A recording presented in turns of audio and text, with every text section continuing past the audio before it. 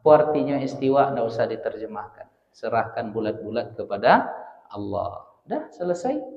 Apa maknanya? Ya, maknanya Allah beristiwa, sudah.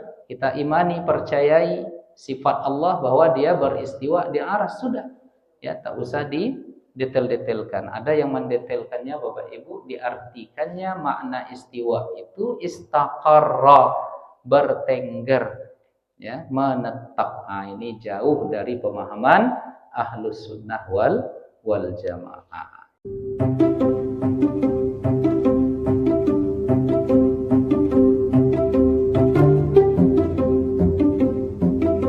Assalamualaikum warahmatullahi wabarakatuh.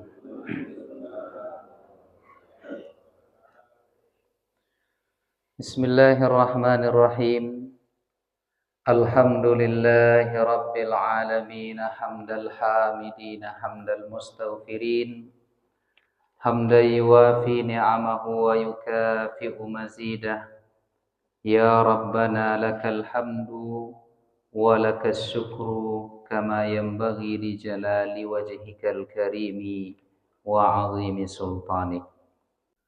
Bapak Ibu hadirin, hadirat yang dimuliakan oleh Allah Ta'ala, kita pada bulan lalu sudah membahas tentang seperti apa keimanan kita kepada takdir Allah dan seperti apa sesungguhnya takdir Allah Ta'ala itu. Sekarang kita lanjutkan. Berkata Al-Imam Abu Ja'far At-Tahawi, bagi yang memiliki kitab, di halaman 38. Beliau berkata, wal arsyu wal kursiyyu haqqun. Allah Ta'ala membuat makhluk yang bernama arsy dan bernama kursi, kedua-duanya adalah haqqun, kebenaran yang tidak boleh kita tolak. Jadi Allah Ta'ala mencipta dari makhluk yang Ia ciptakan itu, yang terbesar, yang teragung adalah arsy. Nah, ini hak, kebenaran, kepastian yang tak boleh sedikit pun kita menolaknya. Kana Allahu wa lam yakun syai'un ghairuhu. Allah Ta'ala itu sudah ada dan sesuatu selainnya tidak ada. Lalu apa? Lalu Allah ciptakan makhluk-makhluknya. Di antara tujuannya adalah Bapak Ibu yang dimuliakan oleh Allah, agar Allah itu diketahui, agar Allah itu disembah, agar Allah menampakkan kepada kita kekuasaannya. Di antara kuasa Allah itu, Allah membuat arsy, Allah membuat kursi, wa huwa mustaghnin 'anil arsy. Sedangkan Allah Ta'ala itu tidak butuh kepada arsy. Jelas Bapak Ibu? Ini konsep kesimpulan dari dalil-dalil yang ada yang sudah dikunci oleh Al-Imam At-Tahawi. Allah menciptakan arsy yang besar, yang agung, yang hebat itu, tetapi Allah tidak butuh kepada arsy. Wa ma dunahu, apalagi yang kecil daripada itu. Yang godang aja tidak perlu Allah Ta'ala, apalagi yang kecil, yang ketek. Jadi ini ditekankan oleh Al-Imam Abu Ja'far At-Tahawi karena ada sebahagian kalangan yang mencoba, ya, dalam hal ini mereka terjebak pada apa? Mereka katakan Allah Ta'ala menciptakan arsy, lalu Allah bertengger, pindah, duduk, bertempat di sana. Ya, subhanallah, ta'ala Allahu amma yasifun. Allah suci bersih dari apa yang mereka sangkakan itu. Ya. Demikian yang harus kita pahami. Jadi Allah tak butuh. Nah, kembali lagi kepada kaedah kita kemarin bahwa Allah mulanya sendiri, lalu ia menciptakan makhluknya. Tidaklah setelah menciptakan makhluk ini Allah butuh kepada makhluk itu. Jadi seperti apa secara azalinya, setelah adanya makhluk Allah juga tetap seperti itu.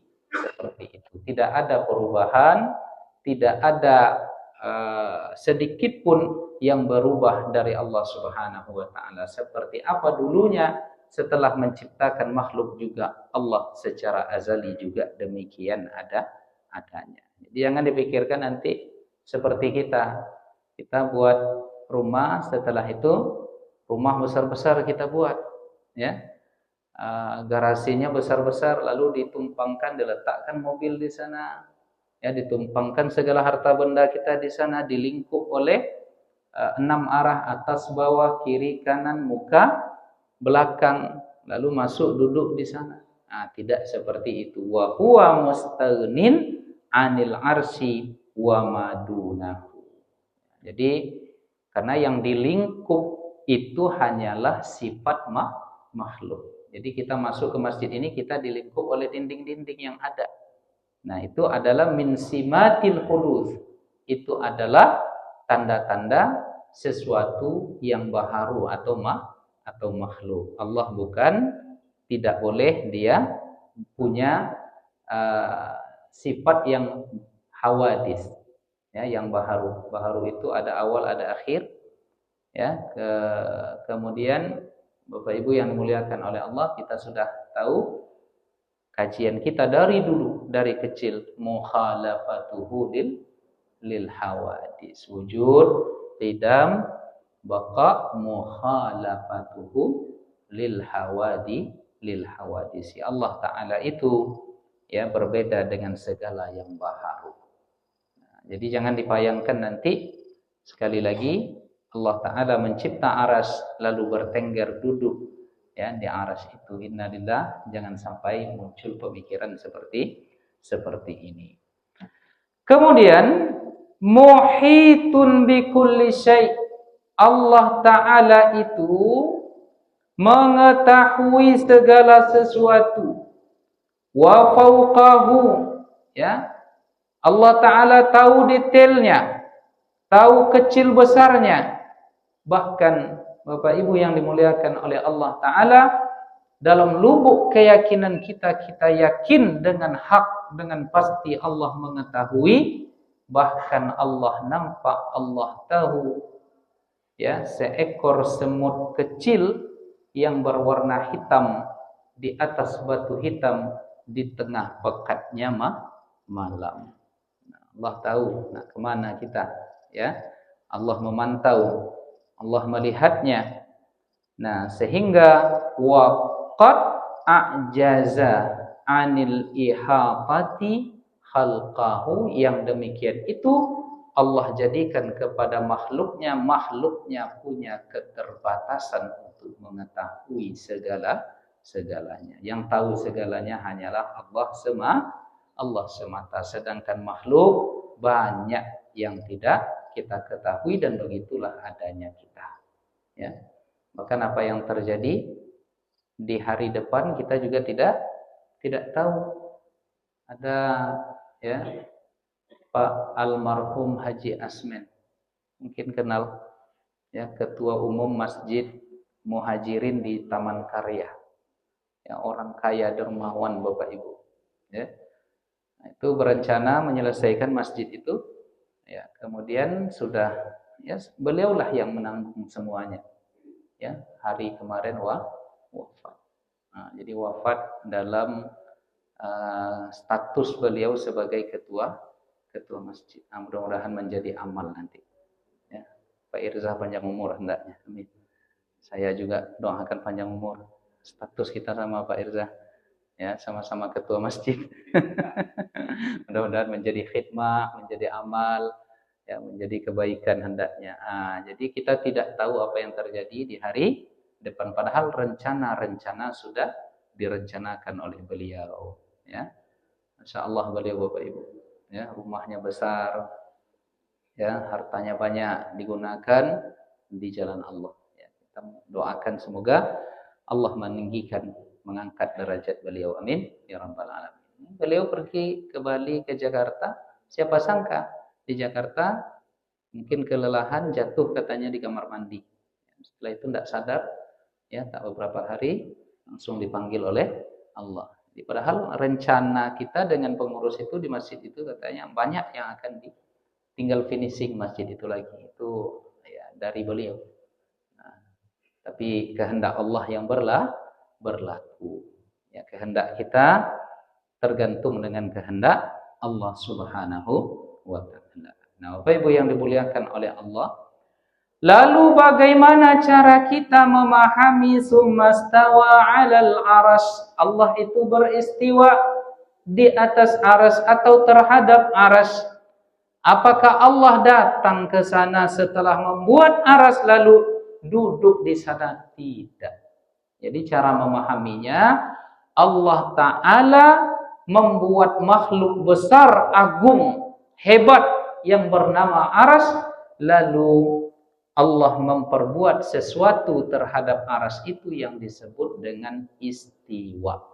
Apa artinya istiwa? Tidak usah diterjemahkan. Serahkan bulat-bulat kepada Allah. Dah selesai. Apa maknanya? Ya, maknanya Allah beristiwa, sudah. Kita imani, percayai sifat Allah bahwa dia beristiwa di arsy, sudah. Ya, tak usah detail-detailkan. Ada yang mendetailkannya Bapak Ibu, diartikannya makna istiwa itu istaqarra, bertengger, ya, menetap. Ini jauh dari pemahaman Ahlus Sunnah wal Jamaah. Jadi tidak boleh seperti demikian kita pahami dan jauhkan betul itu dari lubuk keyakinan kita. Allah mencipta makhluk dan Allah tidak butuh kepada makhluk itu.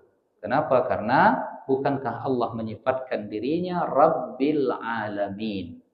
Ya, kemudian juga di dalam ayat lain Allah Ta'ala katakan ghaniyun anil alamin. Allah itu tidak butuh kepada alam. Alam itu apa? Segala sesuatu yang selain Allah dinamakan dengan alam. Dan alam itu mutahadis, alam itu baharu. Dan setiap yang baharu itu berubah. Yang tak berubah hanyalah Allah semata. Bapak Ibu hadirin, hadirat yang dimuliakan oleh Allah, ya, sudah, ya, kita kuatkan keyakinan yang seperti yang kita uraikan tadi, ya. Manusia punya keterbatasan, wa qad a'jaza 'anil ihatati khalqahu, karena Allah sudah membuat mereka tidak mampu melihat, mengetahui semuanya. Banyak hal yang tidak kita ketahui. Nah, selesai pembahasan itu, lalu Al-Imam Abu Ja'far At-Tahawi mengatakan, wa naqul, dan kita katakan, innallaha, sesungguhnya Allah Ta'ala, ittakhadha Ibrahim, menjadikan Nabi Ibrahim itu khalila, kekasihnya. Allah menjadikan Nabi Ibrahim itu Nabi yang ia sayangi, Nabi yang ia kasihi. Ia jadikan sebagai kekasih. Wa kallama Musa taklima, dan Allah berkalam, berbicara kepada Musa, Nabi Musa alaihi salam, dengan taklima, benar-benar berucap, berkata kepada Nabi Musa alaihi salam. Jadi nabi-nabi itu Bapak Ibu ada karakter-karakter masing-masing dan gelar masing-masing. Nabi Ibrahim disebut dengan Khalilullah, ya, kekasih Allah. Nabi Musa disebut sebagai Kalimullah, yang Allah berbincang kepadanya. Jadi Nabi Musa, berbincang kepada Allah ketika naik ke atas bukit Tur Sina. Tur Saina itu di Mesir. Nabi Musa menerima wahyu di sana. Bukan berarti Allah bertempat di sana. Nah, jadi Nabi Musa menerima wahyu di sana. Nanti sesekali kita jalan-jalan ke Bukit Tur Sina ini Bapak Ibu. Jalan-jalan jamaah masjid Nurul Fajar ke Mesir, di antaranya menengok Bukit Tur Sina yang di sanalah dulu Nabi Musa menerima wahyu dari Allah Subhanahu wa taala. Setuju Bapak Ibu? Setuju? Tenang aja, saya yang bayar insyaallah. Pidananya ditanggung Pak Irzah dan Pak Mul. Saya tinggal bayarkan aja. Bapak Ibu yang dimuliakan oleh Allah, Jadi di sana Nabi Musa berkalam dengan Allah Subhanahu wa taala. Nah, gelar-gelar dan apa yang dilakukan oleh Allah kepada nabi-nabi kita itu, Nabi Ibrahim, Nabi Musa, Nabi Isa alaihi salam yang diberikan gelar Ruhullah, itu semuanya imanan kita imani, wa tasdiqan dan kita benarkan, wa tasliman lalu kita terima dengan tidak banyak mempertanyakan. Jadi kita imani, kita benarkan, kita terima, begitu adanya. Allah mengangkat kekasihnya yang bernama Nabi Ibrahim Khalilullah, yang dari Ibrahim inilah dipilih oleh Allah menjadi keturunan dari Nabi kita sallallahu alaihi wasallam. Jadi Nabi mengatakan, la azalu ataqallabu baina aslabit tahirina ila arhamit tahirati. Saya itu berpindah-pindah secara fisik dari tulang-tulang sulbi orang-orang soleh kepada rahim-rahim wanita-wanita suci. Maksudnya keturunan Nabi itu Nabi Ibrahim, Nabi Ismail. Keturunan sampailah kepada dipilihlah Abdullah dan rahim Aminah sebagai tempat Nabi kita sallallahu alaihi wasallam. Jadi semuanya itu suci. Maka tidak masuk akal jika ada orang yang mengatakan ayah dan ibunda Nabi kita itu, na'udzubillah, berani mereka kan katakan kafir. Ada yang mereka bahkan mengatakan musyrik. Macam mana itu? Kita menyebut itu tuh togak bulu kudu awak debaiknya Pak. Ini santai aja mereka mengucap demikian. Padahal pembahasannya sudah dibahas oleh para ulama. Maksudnya bagaimana keterangannya sudah disebutkan oleh para ulama. Dan bahkan ada yang masih senang hatinya membahas yang demikian di pengajian-pengajian. Bahagia jadi membahas tentang posisi dan status kedudukan ayah ibu Nabi. Dibaca hadis mereka musyrik, mereka kafir. Macam mana itu Pak? Sedih enggak Bapak mendengar kalau begitu, ada yang begitu. Padahal itu tidak perlu dibahas. Kemudian ada yang bertanya dulu kepada salah seorang ulama di Mesir, wahai Tuan Syekh, bagaimana status kedudukan ayah dan ibunda Nabi? Lalu Syekh tadi berkata, jangan kau bahas itu. Sekarang bagaimana statusmu di hadapan Allah saja yang dipikirkan. Jadi ada yang lebih prioritas yang kita pikirkan. Jadi itulah ada orang-orang yang demikian. Adanya semoga mendapat hidayah. Kalau versi mereka namanya hidayah sunnah. Mudah-mudahan nanti mereka dapat hidayah wajib. Pak Imam, wajib dapat hidayah. Nah, jadi Allah Ta'ala mengangkat Nabi Ibrahim, dan oleh karena itulah Bapak Ibu dinamakan salawat-salawat kita itu salawat Ibrahimiyah.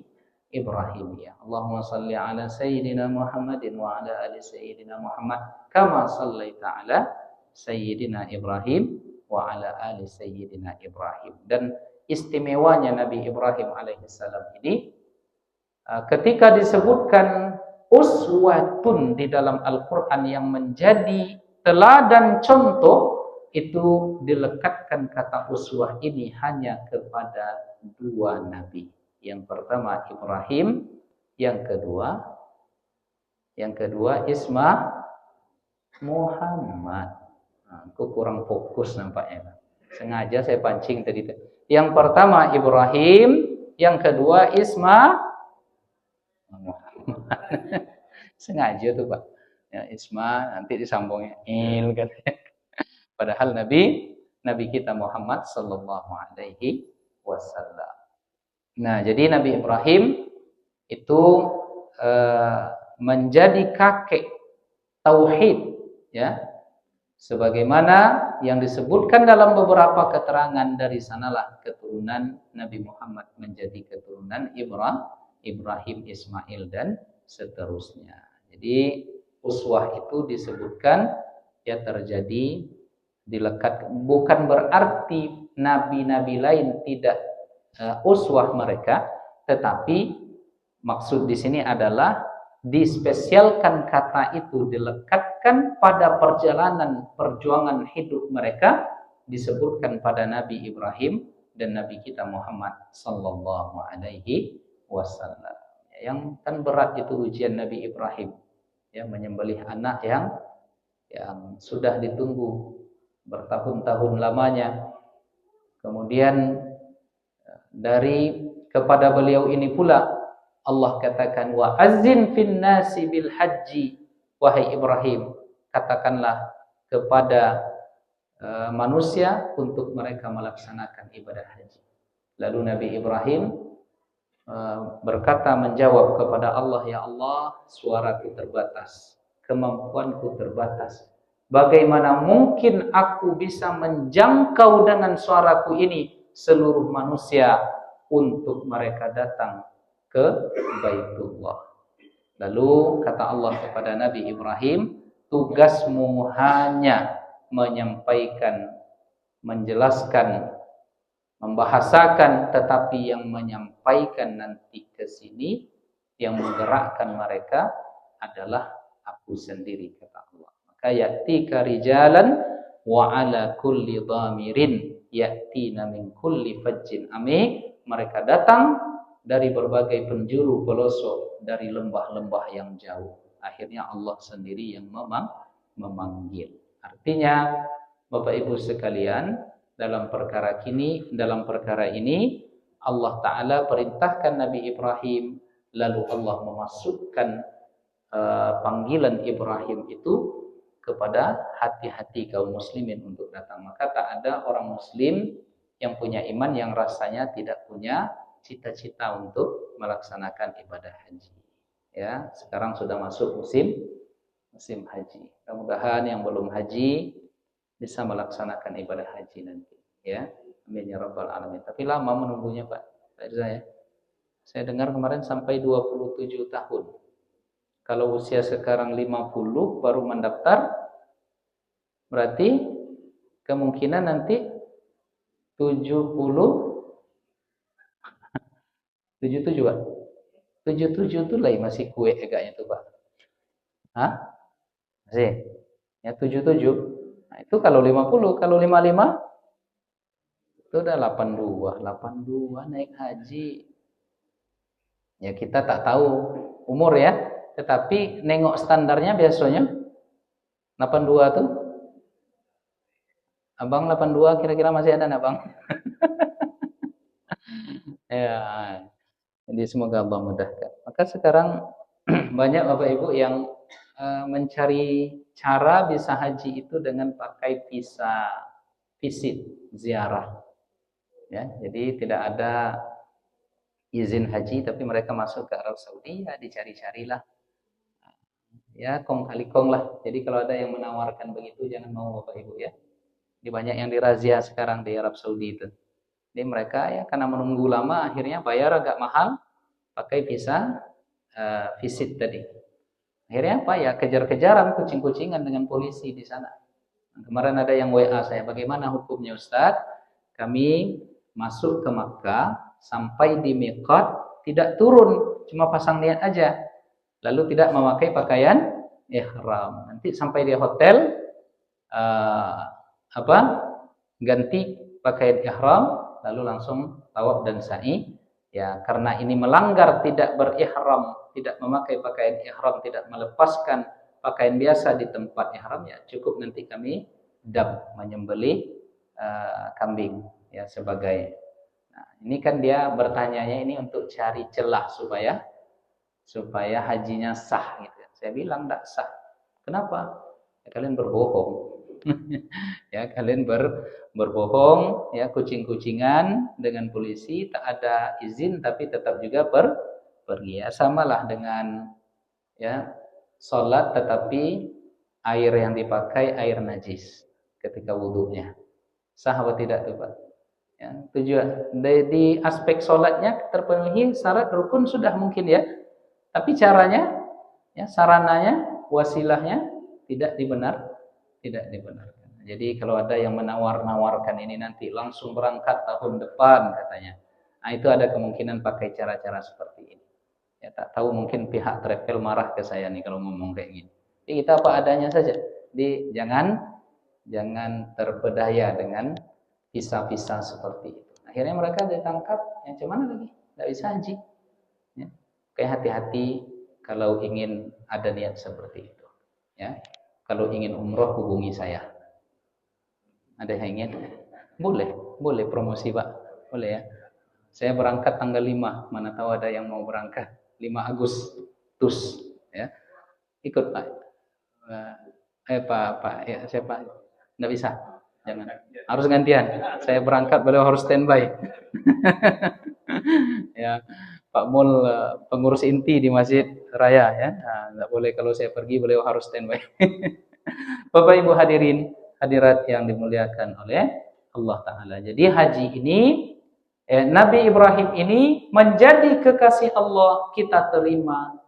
Kita jadikan teladan yang hebat juga dari Nabi Ibrahim ini Bapak Ibu, bahwa dia patuh kepada Allah dan ujung dari kepatuhan itu selalu adalah kejutan-kejutan karunia Allah. Jadi kalau kita taat kepada Allah itu jangan hitung-hitung lagi. Insya Allah banyak kejutan karunia dari Allah Ta'ala.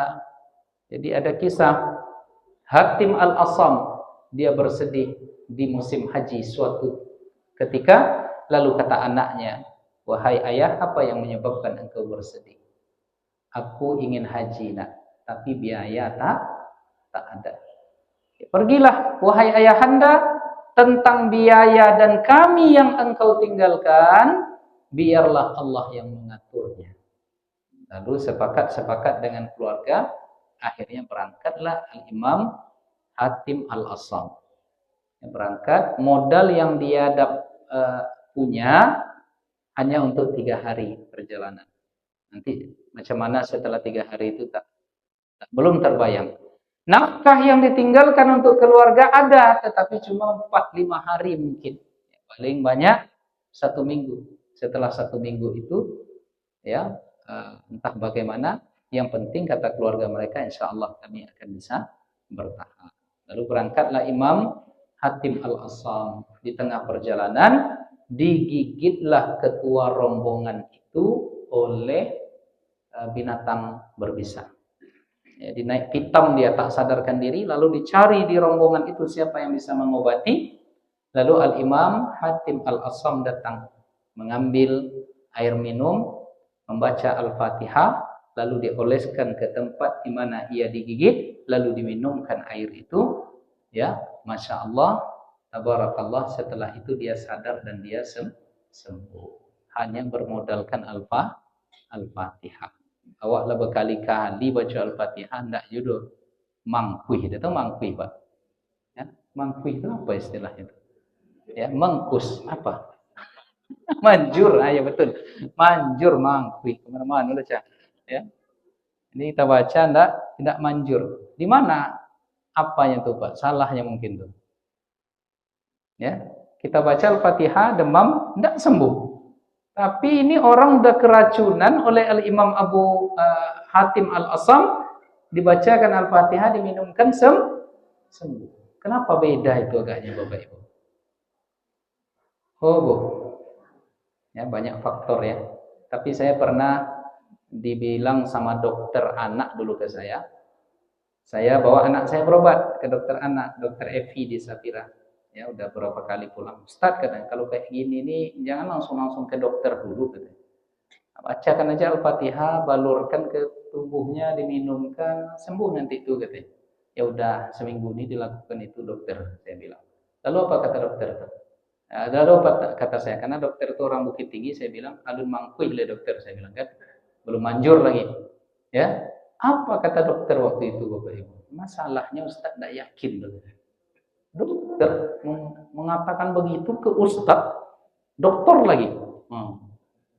Tapi kan itu saya tak marah. Begitulah Allah mengajarkan dari seorang dokter yang mungkin latar belakang ilmu umum, tapi dia punya keyakinan. Apa katanya? Masalahnya Ustaz enggak ya? Nah, kan itu masalah kita. Kadang kita baca Al-Fatihah keyakinan itu kurang. Ya, makanya Khalid bin Walid yakin sekali. Bismillahilladzi la yadurru ma'asmihi syai'un fil ardi wala fis sama'i wa huwas samiul alim. Dikunyahnya racun di hadapan orang yang ingin meracunnya tak terjadi. Karena yakin dengan yang memberikan pengaruh ke racun ini hanyalah Allah. Bismillahirrahmanirrahim la yadurru ma'asmihi. Jadi pulang dari sini nanti coba kayak baygon kah atau apa gitu kan, masukkan, baca bismillahirrahmanirrahim la yadurru. Apapun yang terjadi setelah itu saya tak tanggung jawab. Allah. Itu pernah terjadi Bapak Ibu, dikunyah racun itu oleh, nah, kalau kita tentu tidak berani yang begitu. Tapi kalau nak coba-coba pulang dari sini, kalaupun tak baygon, obat nyamuk lah kunyah.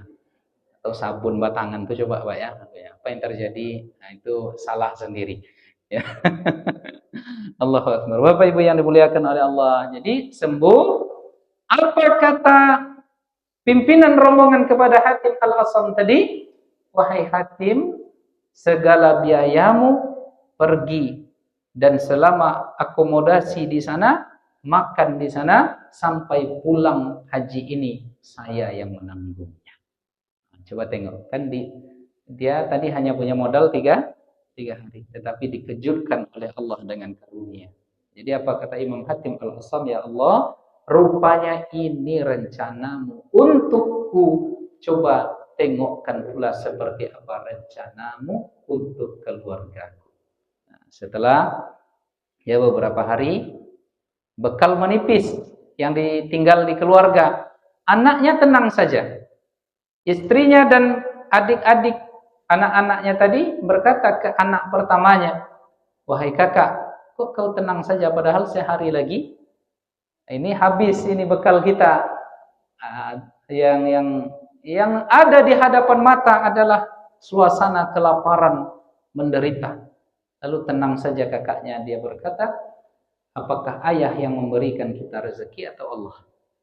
Kan keyakinannya kuat Bapak. Ya, Allah, ya sudah. Kalau Allah yang memberikan rezeki, biarlah ayah kita pergi, sedangkan Allah tetap bersama kita. Rupanya apa yang terjadi Bapak Ibu, saat itu kondisi sedang musim kemarau. Banyak sumur yang kering, termasuk sumur di Istana Negara. Lalu kata Khalifah, coba cari siapa yang sumurnya masih ada, ambil air dari sana. Dicek, ternyata masih ada air di sumur milik keluarga Hatim Al-Asam. Lalu diambil, lalu dibawa ke istana, diminum oleh Khalifah. Apa kata Khalifah? Ini kok segar sekali airnya. Dari mana kalian dapat? Oh, dari rumah itu. Tengok, oh, rumah Hatim Al-Asam. Ya sudah, dibuka oleh Khalifah. Kan kalau waktu itu pakaian kerajaan kebesaran itu kan ada jubah itu dikasih ikat pinggang yang ada permata-permata di situ.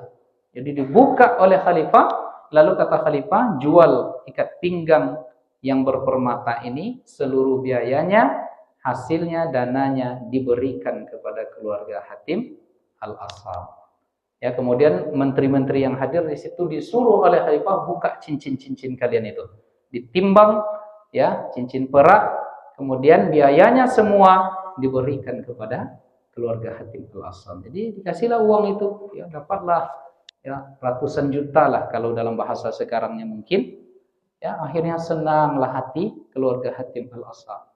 Ya, kita tak kelaparan lagi, kita dapat bertahan hidup ya bertahun-tahun yang akan datang.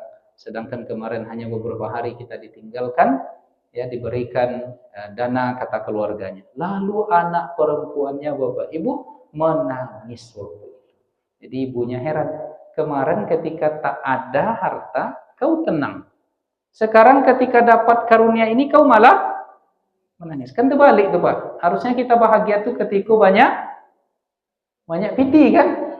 Nah, awal-awal bulan ini nampak bahagia lah tuh. Kan awal bulan ini saya bahagia juga. Baru tadi malam cair. Ya Bang. Kita ASN ini kan di awal bulan. Tapi kalau udah di akhir bulan agak berubah wajah. Tapi ada yang wajahnya terus nampak menderita karena belum menikah. Saya tak sebutkan orangnya. Ngaku sadar-sadar sajalah. Ini udah mau masuk Idul Adha pula. Kena terus ya, nanti marah nampaknya orangnya ke saya. Bapak Ibu yang dimuliakan oleh Allah. Jadi apa jawaban dari anak Hatim Al-Asam tadi kepada ibundanya? Wahai ibuku, jika seorang khalifah yang tak menjamin rezeki kita, begitu lembut dan baiknya dia kepada kita, seperti apakah sesungguhnya Allah yang raja di raja yang maha menjamin kita. Allahu Akbar. Jadi jika raja aja nah, peduli dia sebenarnya ke kita, tapi di saat ini dia begitu menolong kita. Ya, begitu lembut dia memperlakukan kita, wahai ibuku, kata anaknya. Bagaimana kiranya dengan Allah yang maha diraja. Jadi keyakinan itu harus kita yakini Bapak Ibu. Ya. Ya jangan risau dengan hidup ini. Ya, bersangka baik selalu kepada Allah. Tertutup pintu di sini, pintu yang lain nanti juga akan terbuka. Jadi kita hanya jalani aja jalannya, takdirnya, maka insya Allah Allah akan kejutkan kita dengan kebaikan-kebaikan. Nah, seperti Nabi Ibrahim tadi, dia sembelih, udah ini perintah Allah, sembelih anak, sembelih. Rupanya dikejutkan dengan karunia, bukan anak yang disembelih, tetapi ya ada domba yang ia sembelih. Dia kerjakan apa yang diperintahkan oleh Allah, maka ya haji itu isinya ataupun umrah adalah tentang mengenang sejarah perjuangan Nabi Ibrahim dan keluarganya. Jadi kita dalam ketaatan kepada Allah itu jangan ragu-ragu, ya nikmati saja. Ada karunia-karunia nanti yang akan menunggu kita. Nah, kemudian wa nu'minu bin nabiyyin, kita beriman dengan seluruh nabi-nabi yang ada, wal kutubil munazzalati 'alal mursalin, begitu juga dengan segala kitab yang diturunkan kepada nabi-nabi itu dan rasul-rasul itu. Jadi kita beriman dengan seluruh nabi yang disebutkan. Berapa jumlahnya? 25 nabi dan rasul yang wajib diketahui. Nabi dan rasul ini punya sifat mereka 4 yang wajib. Yang pertama siddiq, yang kedua amanah, yang ketiga tabligh, yang keempat apa? Amanah. Fatanah, ya, fatanah. Siddiq, amanah, tabligh, fatanah. Ini yang wajib secara akli seorang nabi dan rasul, pasti wajib harus dia punya yang empat ini. Bukan berarti sifat lain tak punya. Nah, ini yang sering dikritik oleh pihak sebelah. Oh, kalian batasi sifat nabi hanya 4 yang wajib. Ya, bagaimana dengan sifat Nabi bil mu'minina raufur rahim? Bagaimana dengan yang lain? Yang ini. Oh, tidak. Kita tak menolak itu, tetapi ini hanya mengatakan yang wajib secara akal. Yang lain banyak juga, cuma yang 4 ini secara pendekatan akal setiap Nabi dan Rasul harus punya. Karena mungkinkah seorang nabi atau rasul yang menerima perintah Allah mendapat wahyu, mungkinkah dia secara akal berdusta? Tidak, gugurlah kenabian kalau dia berdusta. Bolehkah dia berkhianat? Gugurlah kenabian karena khianat. Habislah, sudah. Bolehkah dia tidak menyampaikan seorang rasul? Gugur kalau begitu, kalau dia menyembunyikan. Bolehkah dia tidak cerdas? Aduh, nabi yang bongak. Hah? Bolehkah? Tak mungkin nabi itu orang yang bodoh, yang diajar Allah mendapat wahyu. Maka secara akal yang 4 ini mesti ada. Tapi setentang misalnya nabi merajuk, boleh apa tidak? Itu kan sifat juga tuh. Boleh enggak nabi merajuk? Batal enggak kenabiannya gara-gara dia merajuk? Tidak. Tapi kalau berdusta, batal kenabiannya. Nabi Yunus merajuk dia. Dia tinggalkan kaumnya. Ponek dan ngurus kalian mah katanya. Baiklah dan agak sebentar dulu, enggak juga kalian mau taat. Pergi dia. Ya. Apakah batal dia menjadi nabi? Tidak. Cuma ditegur sama Allah. Akhirnya dimasukkan ke dalam perut ikan. Ya. Ada 3 kegelapan yang dia dapatkan. Kegelapan perut ikan, kegelapan di tengah malam, dan kegelapan dalam lautan. Lalu dia selalu bertasbih, la ilaha illa anta subhanaka inni kuntu minadz zalimin. Kalaulah Nabi Yunus ini tidak bertasbih kepada Allah, dia akan kekal bersama berada di dalam perut ikan itu. Jadi kalau kita ada kesulitan-kesulitan biasanya hidupnya Bapak Ibu, ada himpitan-himpitan, di antara wiridnya banyak-banyak bertasbih. Subhanallah, subhanallah, subhanallah. Itu banyak pertolongan Allah nanti kepada kita. Nah, itu Nabi Yunus merajuk, dia boleh. Atau Nabi agak pemarah dia. Boleh enggak? Boleh. Tapi kalau dia menyembunyikan ilmu, tak menyampaikan, batal jadi Nabi. Tapi kalau Nabi itu agak pemarah, dia emosional, tak masalah. Ya, siapa contohnya? Nabi Musa. Ditempelingnya orang mati, orang tuh langsung. Kenapa Ibu hadirin, hadirat yang dimuliakan oleh Allah? Jadi Nabi Musa dia pemarah. Nabi Yunus mungkin dia merajuk, tetapi ini tidak membatalkan kenabian mereka. Kemudian terakhir, wa nashhadu annahum kanu 'alal haqqil mubin, dan kita saksikan mereka berada dalam kebenaran yang nyata. Jadi kita imani para rasul, kita imani para nabi, kita imani kitab-kitab yang ada kepadanya, yang diturunkan, plus mukjizat-mukjizat yang Allah berikan kepada mereka. Jadi kalau kepada nabi itu mukjizat. Kalau kepada orang-orang soleh, para wali Allah, itu dinamakan dengan karamah, ya, keramat. Kalau kitanya karamah. Ya, di antara orang-orang soleh itu karamahnya masih menetap bahkan sampai mereka setelah dikuburkan. Dikatakan oleh Al-Imam Az-Zahabi, ada di antara kuburan-kuburan orang soleh itu dikunjungi oleh kaum muslimin bila berdoa di sana mustajab. Nah, inilah yang disebut dengan kuburan keramat. Bukan berarti kita datang ke kubur tuh minta ke orang yang sudah dikubur. Cuma berdoa kepada Allah di samping kuburan yang diyakini karomah orangnya. Itu saja. Tapi kalau sampai bersujud dia ke sana, meminta dia ke orang itu di situ kenanya. Ya, dia meyakini misalnya di penghuni kubur itu lah yang menjawab doa, yang memberikan manfaat dan menolak mudarat. Nah, tapi kadang fatwa seperti ini harus kita kemas juga. Kadang kita larang saja. Nggak usah doa sana, doa aja di masjid. Karena faktor lain. Karena kalau kita biarkan nanti mereka malah tak ke masjid. Setiap ada masalah perginya. Nah, di situ sebenarnya masalahnya. Tidak ke masjid dia, tidak tahajud dia.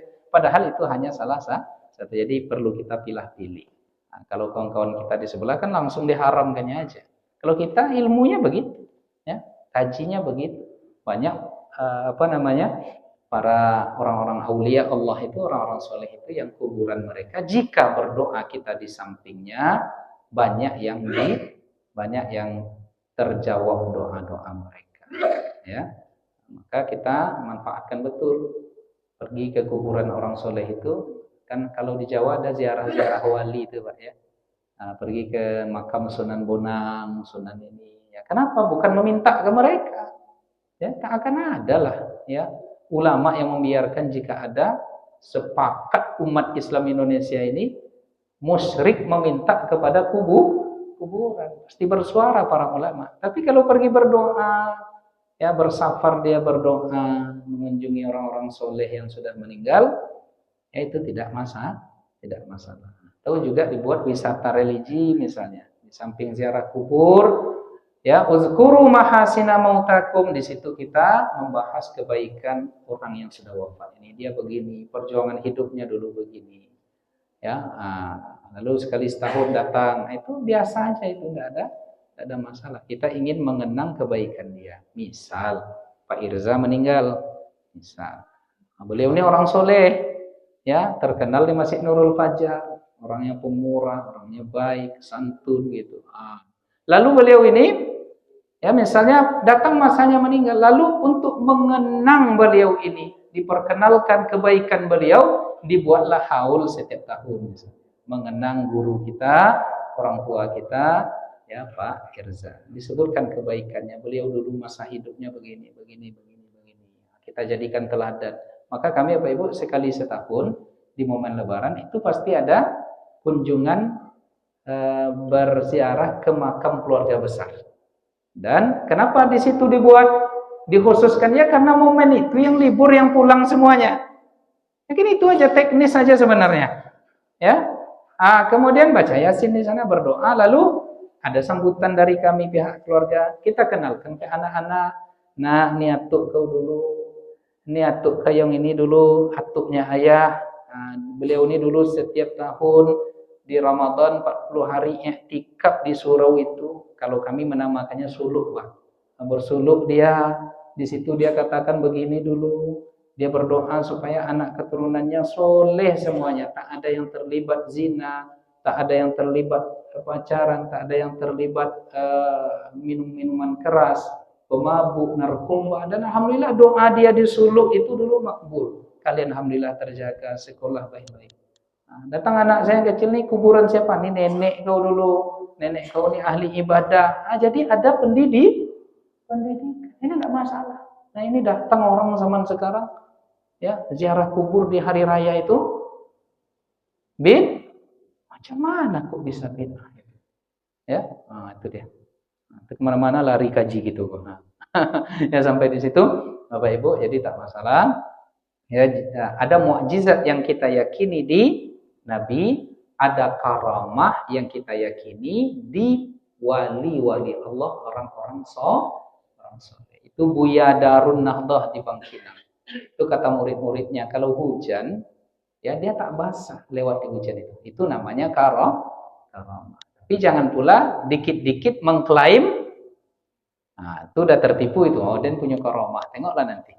Ya, setengah jam setelah ini sudah berada saya di Garuda Sakti. Lah dikecoh-kecohnya muridnya gitu kan. Ada lagi ustadz kemarin yang ngisi di sebuah masjid di Sukajadi, ada jamaah yang meninggal.